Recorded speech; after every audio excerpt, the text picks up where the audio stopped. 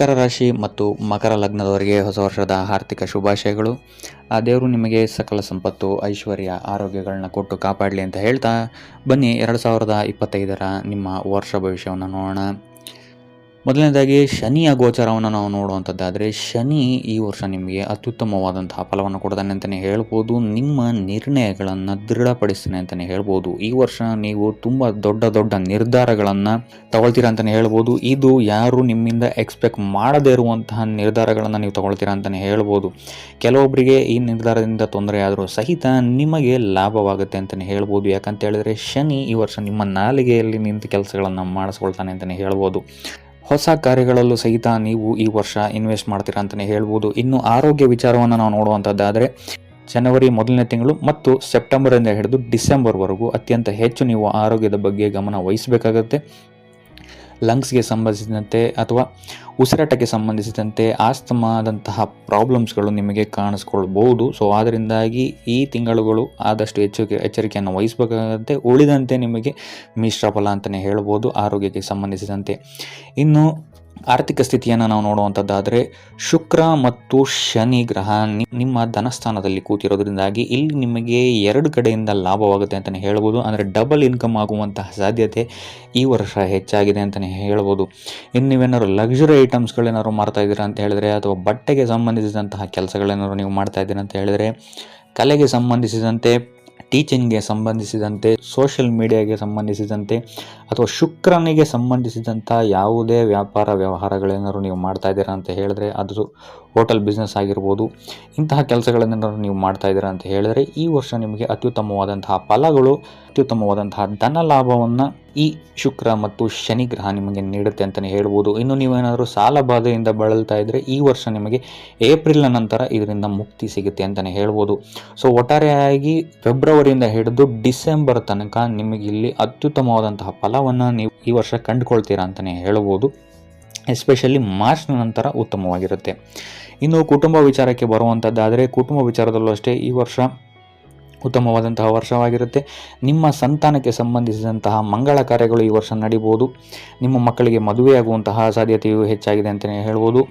ಇದಲ್ಲದೆ ಮಕ್ಕಳ ವಿಚಾರದಲ್ಲಿ ನೀವು ಅಂದ್ಕೊಂಡ ಕಡೆ ಅವರ ಅಡ್ಮಿಷನ್ ಆಗುತ್ತೆ ಅಂತಲೇ ಹೇಳ್ಬೋದು.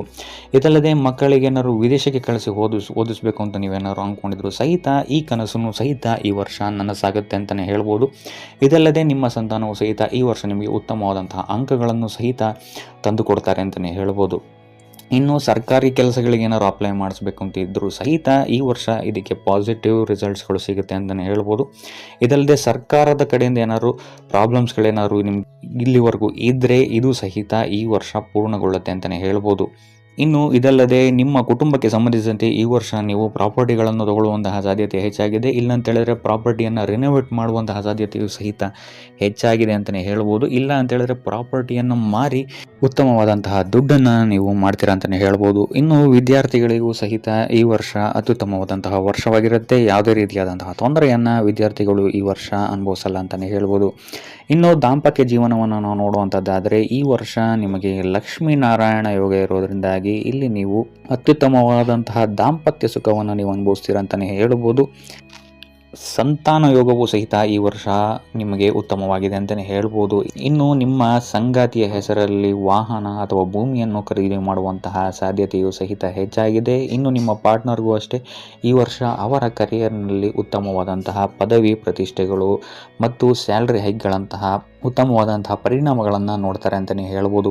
ಇನ್ನು ಪ್ರೇಮಿಗಳಿಗೂ ಅಷ್ಟೇ ಉತ್ತಮವಾದಂತಹ ವರ್ಷವಾಗಿರುತ್ತೆ.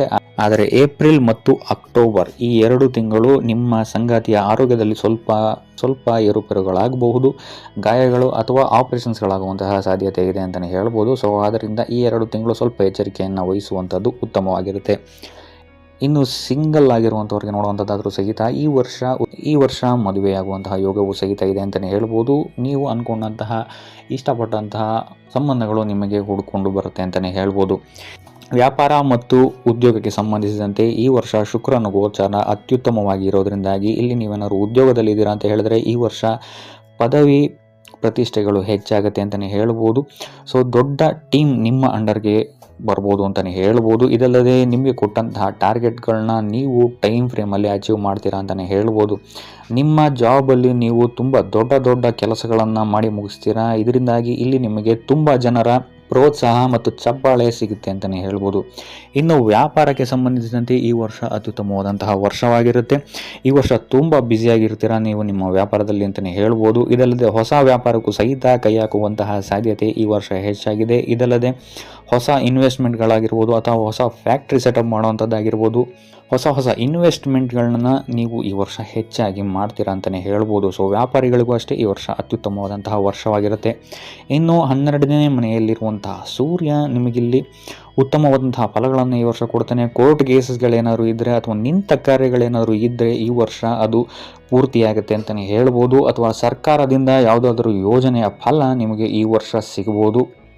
ಅಥವಾ ಸರ್ಕಾರದಿಂದ ನಿಂತಹ ಕೆಲಸಗಳು, ಫೈಲ್ಸ್ಗಳು ಈ ವರ್ಷ ಕ್ಲಿಯರ್ ಆಗುತ್ತೆ ಅಂತಲೇ ಹೇಳ್ಬೋದು. ಸೊ ಸೂರ್ಯನ ಈ ಗೋಚರ ನಿಮಗೆ ಇಲ್ಲಿ ರಾಜಯೋಗವನ್ನು ಕೊಡುತ್ತೆ ಅಂತಲೇ ಹೇಳ್ಬೋದು. ಸೊ ಇದರಿಂದಾಗಿ ಇಲ್ಲಿ ನಿಮಗೆ ವಿದೇಶಕ್ಕೆ ಸಂಬಂಧಿಸಿದಂತೆ ಹೆಚ್ಚು ಸಫಲತೆಯನ್ನು ಈ ಸೂರ್ಯಗ್ರಹ ನಿಮಗೆ ಕೊಡುತ್ತೆ ಅಂತಲೇ ಹೇಳ್ಬೋದು. ಇಂಪೋರ್ಟ್ ಎಕ್ಸ್ಪೋರ್ಟ್ ಬಿಸ್ನೆಸ್ ಎಲ್ಲನಾದ್ರು ಇದ್ದೀರಾ ಅಂತ ಹೇಳಿದ್ರು ಸಹಿತ ಈ ವರ್ಷ ನಿಮಗೆ ಸೂರ್ಯನ ಈ ಗೋಚರ ಅತ್ಯುತ್ತಮ ಫಲವನ್ನು ಕೊಡುತ್ತೆ. ಸೊ ಒಟ್ಟಾರೆಯಾಗಿ ನೋಡುವಂಥದ್ದಾದರೆ ಮಕರ ರಾಶಿಯವರಿಗೆ ಈ ವರ್ಷ ಅತ್ಯುತ್ತಮವಾದಂತಹ ವರ್ಷವಾಗಿರುತ್ತೆ ಅಂತಲೇ ಹೇಳ್ಬೋದು. ಸೊ ಇದಾಗಿತ್ತು ಮಕರ ರಾಶಿಯವರ 2025 ವರ್ಷ ಭವಿಷ್ಯ.